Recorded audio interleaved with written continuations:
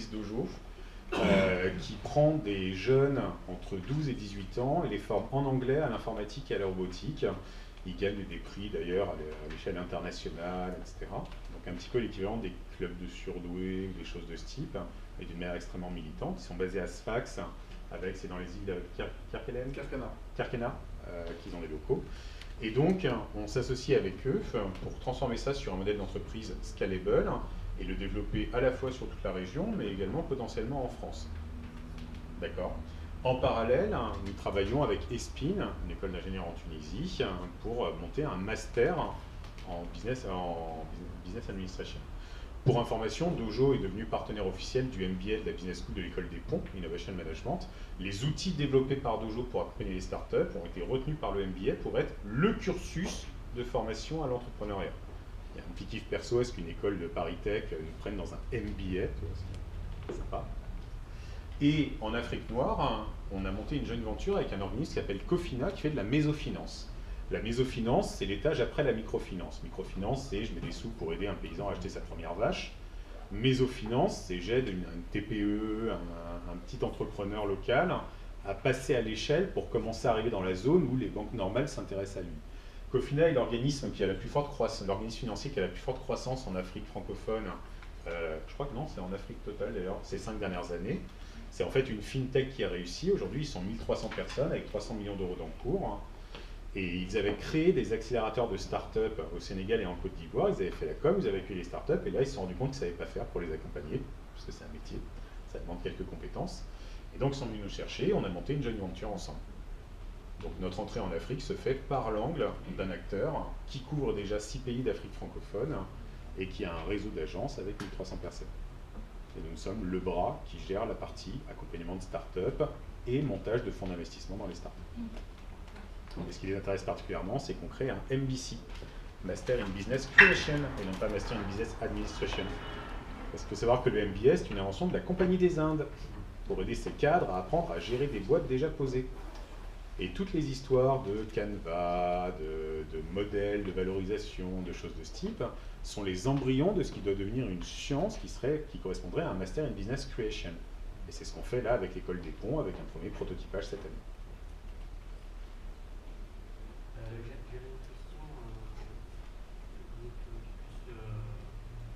finalement sur en fait, la c'est un investissement qui en ferait, si je comprends bien, et vous dites bon aujourd'hui il y aura la rentabilité que vous avez évoquée, je crois à 40%, 15%, donc je pense que c'est peut-être 30%, pas besoin de rentrer tout dans le détail, mais peut-être 30% de comprendre quels sont les principaux éléments de cette rentabilité. Ah non, la rentabilité de 40%, c'est juste le coworking. On prend un lieu, on met des tables, des chaises, des salles de réunion internet, et on accueille les gens en leur permettant de payer en début de mois au nombre de tables qu'ils occupent. Point barre. Et du coup, cette rentabilité juste sur le coworking, là, si je comprends bien, vous voulez en fait, effectivement récupérer plus d'argent pour investir dans d'autres lieux, si je comprends bien, sur les 5 ans. Ou est-ce que c'est pas ça? Vous allez récupérer cet argent pour l'investir dans d'autres lieux? Alors, pour l'investir dans d'autres lieux ou pour l'investir dans d'autres activités, puisque comme c'est un groupe, la trésorerie peut remonter au groupe et redescendre sur une autre branche. D'accord, donc en fait, cet argent-là que vous allez récupérer, l'idée c'est de effectivement investir, pas que du coworking. Ah ben non, c'est pour ça qu'on vous fait mettre des sous dans une boîte toute neuve, 4046, qui elle-même va utiliser la boîte de coworking comme produit de placement garanti par le groupe. Mais encore une fois, ça répondait, enfin c'est un truc qu'on a pondu hier pour répondre à un défi par Julien. Normalement, là, ça fait des années qu'on fait rentrer des investisseurs directement dans Dojo Créa, ou qu'on fait rentrer des investisseurs dans un des espaces de coworking, puisqu'on a titrisé et on leur délivre du 6% à l'année garanti, mais il n'y a pas d'explosion possible. Ou alors ils investissent dans Dojo Créa, et là, ceux qui l'ont fait ont fait x3,5 en 2 ans, 2 ans et demi. Tu vois, il y a différents niveaux de risque, enfin on a tout l'éventail. Tu veux investir dans l'immobilier, on sait faire, sur l'aspect coworking, c'est du 6% par an, il n'y a pas de potentiel d'explosion. Tu veux investir dans un truc spéculatif type startup sur l'immobilier, tu investis dans Dojo Créa. Il n'y a aucun rendement, il n'y a aucune garantie. Mais sur les 2 ans et demi qui viennent de précéder, les gens ont fait x3,5. Tu veux investir dans des startups précises, on a le club de Business Angel qu'on a présenté ce matin, et on peut vous mettre en phase de startup directement.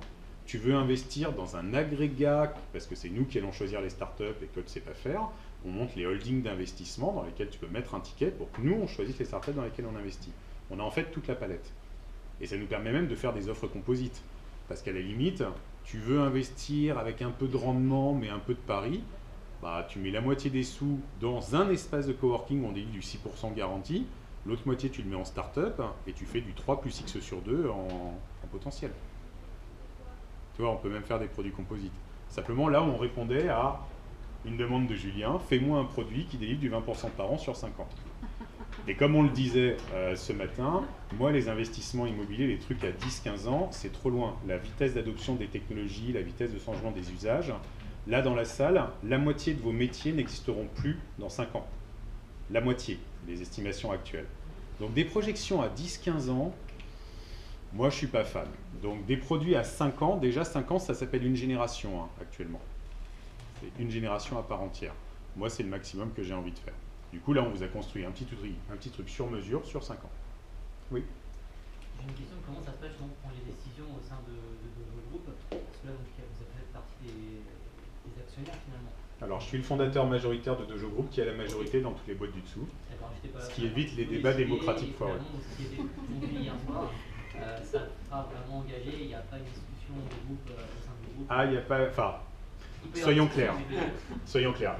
Moi, je suis un grand fan de l'époque romaine. Et dans l'époque romaine, si vous connaissez un petit peu l'histoire, il y avait, alors c'était pas la démocratie, c'était la République, il y avait les vieux qui se paluchaient au Sénat, jusqu'au moment où il y avait une armée barbare qui arrivait. Donc là, on arrêtait tout ce qui était vaguement démocratique. On désignait un consul pour la durée de la crise, et une fois que la crise était réglée, on revenait à se palucher tranquillement. On est aujourd'hui dans une logique de guerre économique totale, on est dans une logique où on n'a pas le temps de faire ça, et quand tu regardes tous les domaines de la vie où il y a des vrais trucs importants en jeu, un cockpit d'avion, c'est pas une démocratie, une salle d'opération, c'est pas une démocratie où les infirmières vont voter pour savoir ce que le chirurgien va faire, une entreprise, c'est pas une démocratie, et en tant que business angel, j'investis pas dans une boîte où il y a deux mecs qui arrivent en disant on est à 50-50, c'est un critère éliminatoire. Ah, c'est direct. Alors, deux raisons. Premièrement, le jour où tous les deux vous êtes convaincus, mais version divergente, sur une décision vitale qui engage la boîte, comment vous décidez? Et le pire, c'est pas ça. J'investis, vous me donnez 1% de votre boîte. J'ai aucun pouvoir. Quand vous êtes d'accord, quand vous êtes en désaccord, c'est moi qui tranche. C'est pas logique. Donc c'est vraiment éliminatoire. Et je parle en tant que 15e business angel de France d'après Challenge. Et en tant que créateur d'un réseau de business angel. C'est une ligne de force qu'on enseigne systématiquement, y compris aux startups. Point barre. Il y a besoin d'un capitaine à la barre. Et il y a besoin d'une personne qui assume ses responsabilités. Par contre, pour revenir à la remarque et à la blague sur la démocratie, le despotisme, c'est pas un bon système. Le despotisme éclairé est un beau système. Ça demande un équilibre où tu laisses les partenaires avec leurs différents points de vue, leurs différentes expertises et un rapport de confiance, te rentrer dedans et essayer de te faire changer d'avis s'ils pensent qu'ils ont raison. Et si tu as la moitié des partenaires qui arrivent et qui te prennent au collet en disant « je te jure, crois-moi, sur ma vie, on fait une énorme connerie parce que ça, bah en fait, c'est là où tu reviens à ta responsabilité de chef d'entreprise, d'être capable soit de dire « ok les gars, bon, je vous estime, si vous êtes autant à le penser, on va temporiser, on va creuser un peu plus », ou, et c'est tout aussi valable, j'ai compris vos arguments, ils sont rationnels, mais dans les tripes, je sens que c'est pas par là, on va dans l'autre direction. Et un leader, c'est pas quelqu'un qui, une fois qu'il a convaincu tout le monde le suit. Un leader, c'est quelqu'un à qui tout le monde reconnaît le droit de dire « je sais les gars, je peux pas vous l'expliquer, mais je sais que c'est par là qu'il faut aller », et où les autres suivent. Et ça, tu peux pas le construire en étant minoritaire ou machin, ça marche pas. Tu as besoin qu'il n'y ait pas de rapport de force, parce que le rapport de force est. Et c'est vraiment quelque chose qu'on enseigne à tous les entrepreneurs. D'ailleurs, j'ai hésité quand tu m'as passé le micro sur intelligence collective. En fait, c'est ça la force de Dojo, c'est qu'on a une véritable réflexion collective, même si c'est Frédéric qui prend les décisions.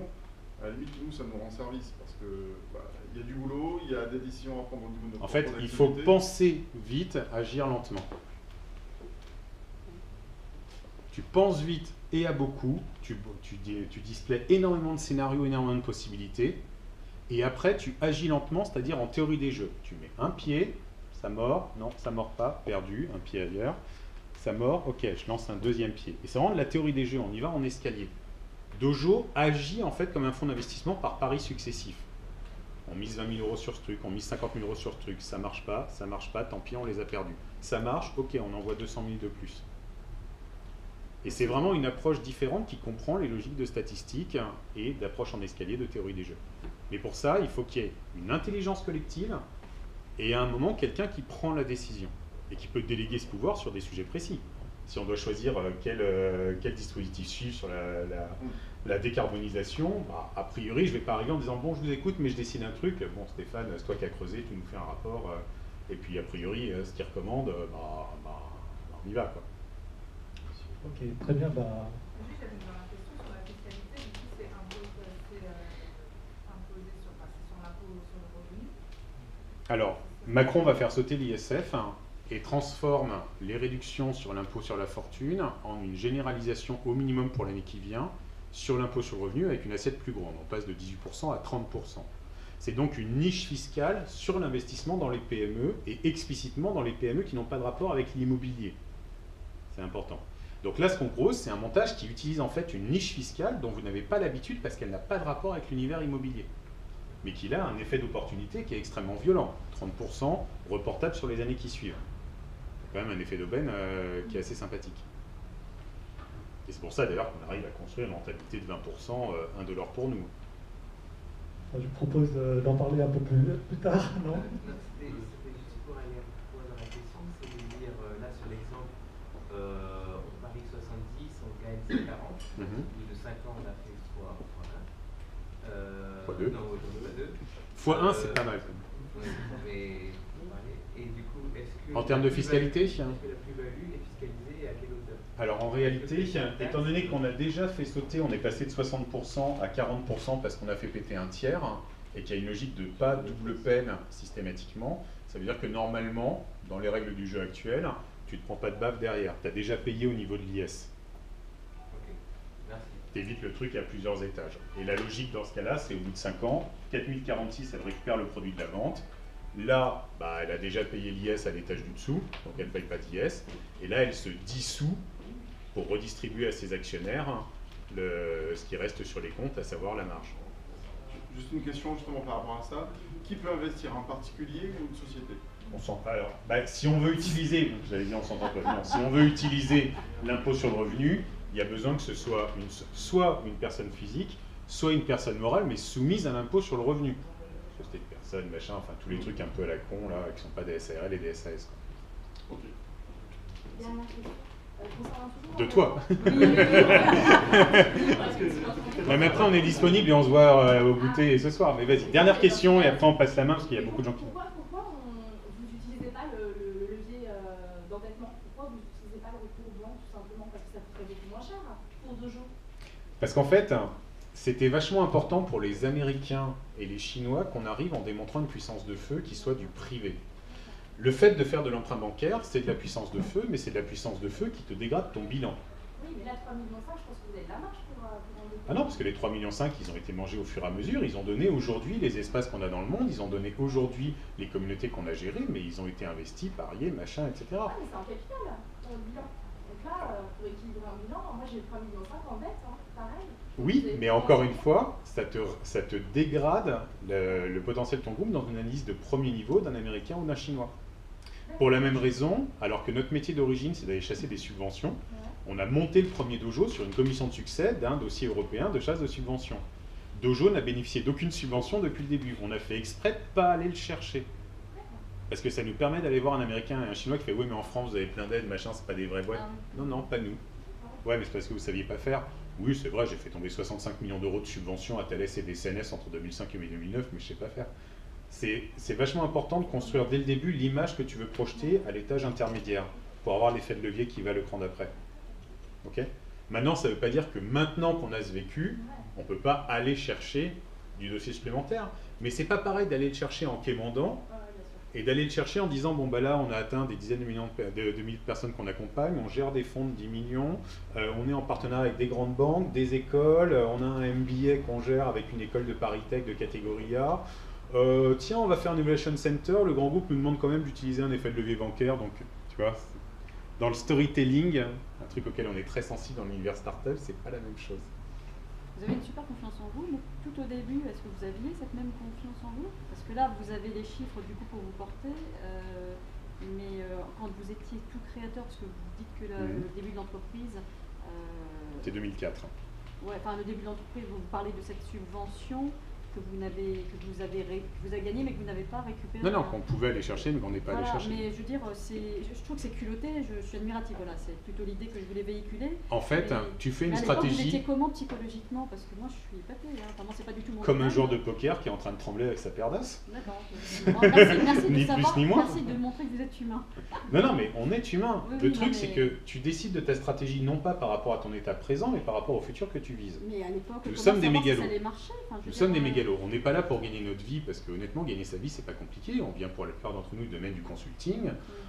Si le but c'est de gagner sa vie en se prostituant auprès d'un client ou d'un patron, c'est pas compliqué.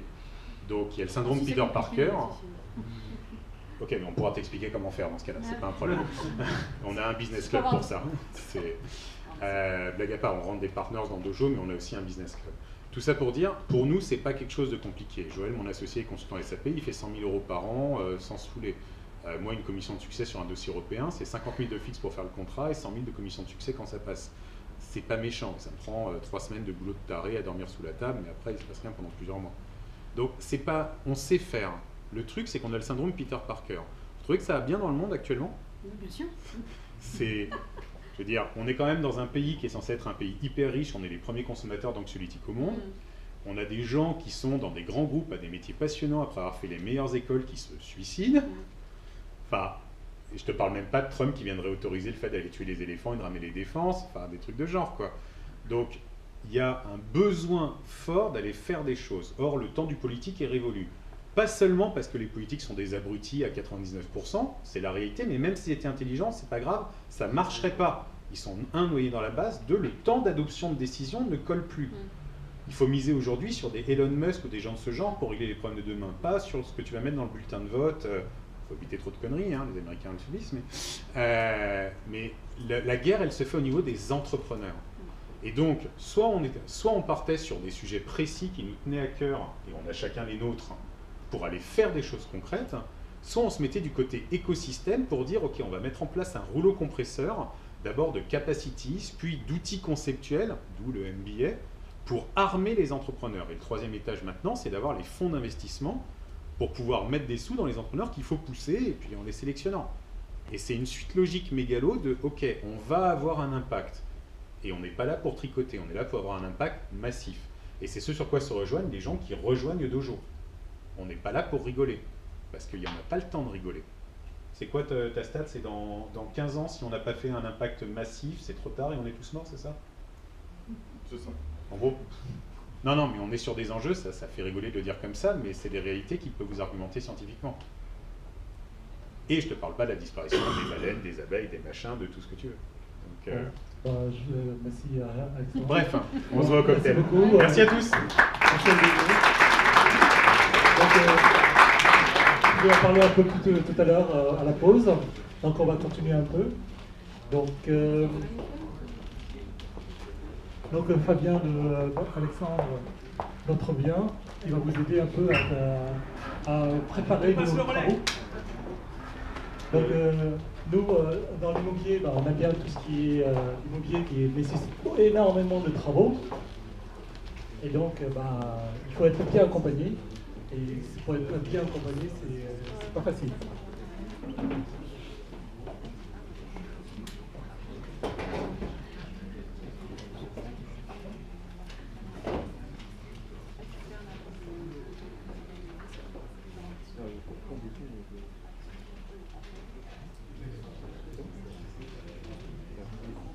Celui-là.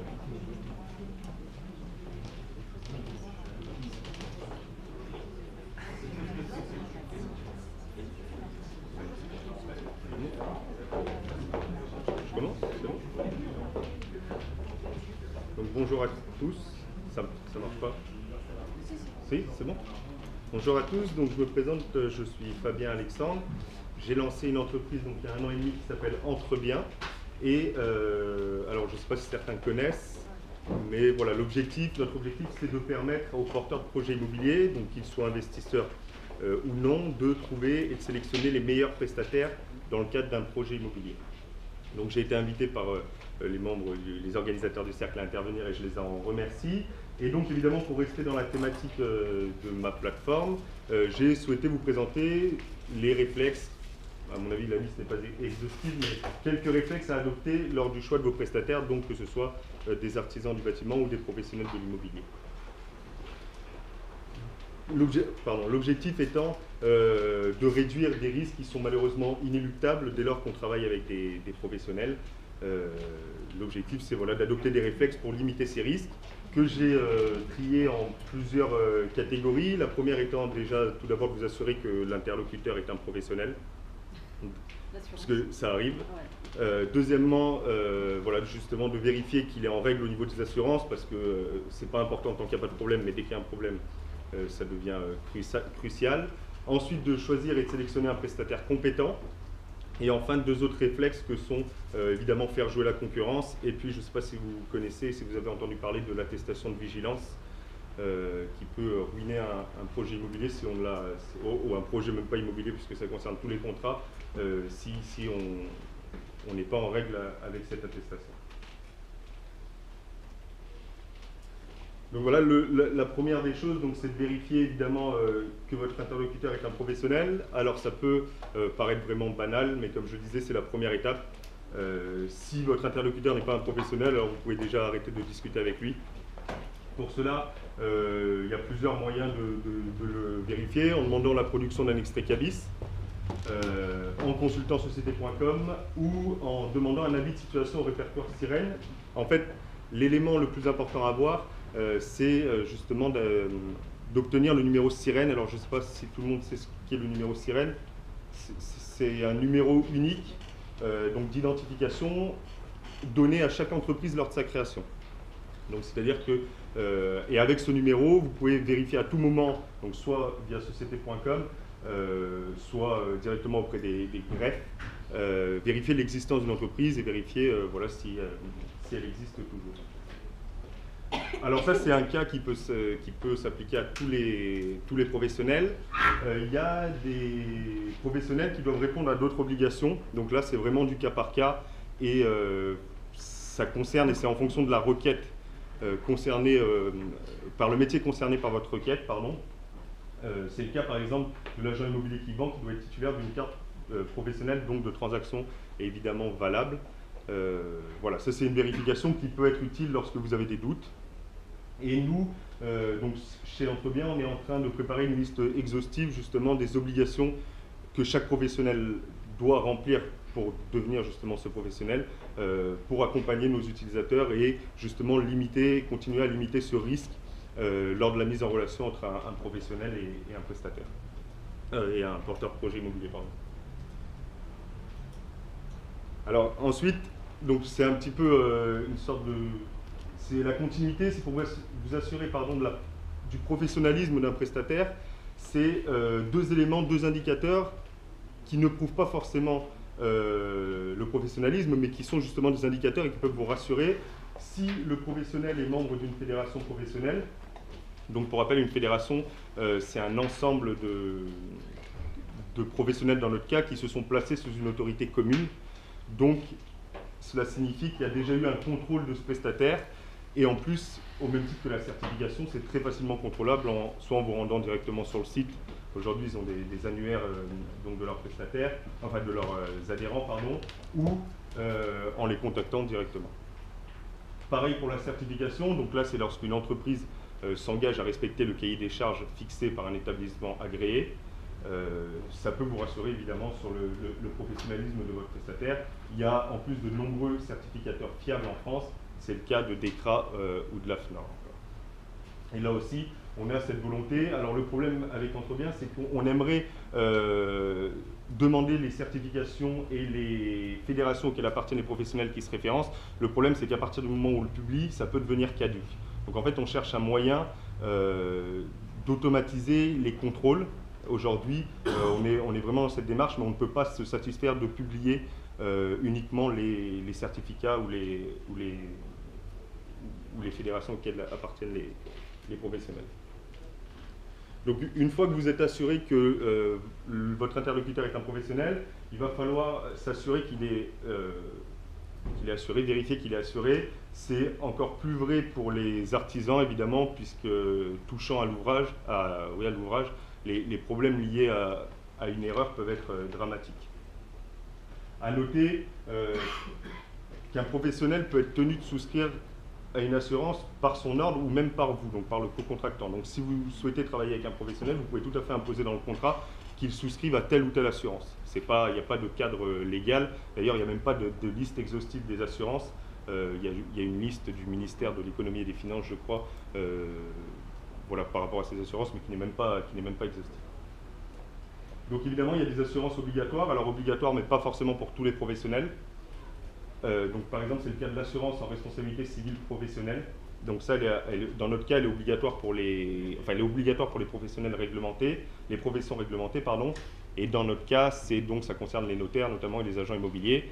Et elle couvre les dommages liés à l'activité. Donc que ce soit le professionnel lui-même, ses salariés, ses locaux éventuellement, ou son matériel professionnel. Voilà. Ensuite, vous avez une deuxième assurance qui là est obligatoire, mais j'y reviendrai. Enfin, on va parler de l'assurance, mais en fait qui couvre une garantie que vous doit l'entrepreneur, c'est l'assurance garantie décennale. Donc là, elle est obligatoire pour tous les professionnels du bâtiment et de la construction, et elle doit être souscrite avant le début des travaux et avant même le début de l'activité. Et en fait, elle couvre tous les dégâts qui vont atteindre la solidité de l'ouvrage, donc de l'immeuble, ou qui vont le rendre impropre à sa destination. Et à noter que, alors là c'est dans le cadre, que ce soit dans le cadre d'une construction, mais à mon avis ça ne vous concerne pas, ou dans le cadre d'une rénovation, le professionnel avec lequel vous contractez est obligé de vous donner une attestation garantissant qu'il est bien assuré pour la garantie décennale, avant chaque début de travaux. Vous par contre, vous avez en tant que maître d'ouvrage, vous avez une assurance à prendre, c'est l'assurance dommage-ouvrage. Donc c'est dans le même cadre que l'assurance garantie décennale, sauf que celle-là, elle doit être prise par le propriétaire, enfin par le maître d'ouvrage. Et elle va couvrir en fait les mêmes dégâts que la garantie décennale, sauf qu'elle vient en préfinancement. C'est-à-dire que lorsqu'il y a un dégât qui va atteindre la solidité de l'ouvrage, votre assurance dommage-ouvrage va préfinancer les travaux et les réparations, avant qu'une décision de justice soit rendue, et attribue les responsabilités éventuellement que votre assurance dommage-ouvrage se retourne contre l'assurance garantie décennale de l'artisan.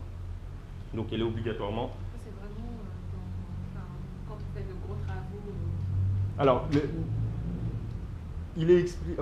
ce qu'il est mentionné, c'est que c'est des cas, dès lors qu'il y a des travaux, une construction, une rénovation, elle doit être prise. Mais après, évidemment, elle est plus importante lorsque les travaux touchent à du gros œuvre que si vous faites juste un rafraîchissement de votre appartement, évidemment.